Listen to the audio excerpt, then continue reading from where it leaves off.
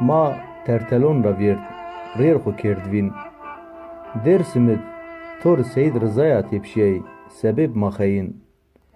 Meydon xelîd êrziyê dar pê kindir û renîn. Ma hema niva tok vatê xwe û tor pêyîn. Gula me ma bîdar bicin la pê nimerîn.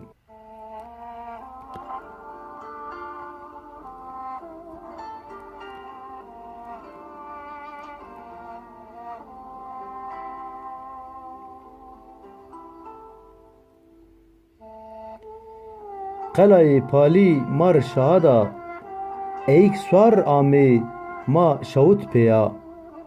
Çêm Firat û Dîcle asna û Museyma ma nixenqên layon reqonid hinda.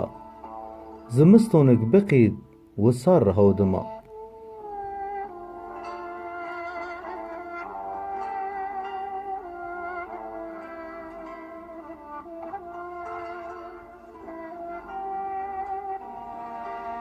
Adem û Hawaz sonîk ma qijon xwe rivatên. Ma pê çemon xwe gonda û rojhilat û binatîn. Kam û kawa asinkar tarix ra perskên. Ma bilkinên erd la çeyzî nimerên. Ma yû bi yûşên pê henzarûna yên.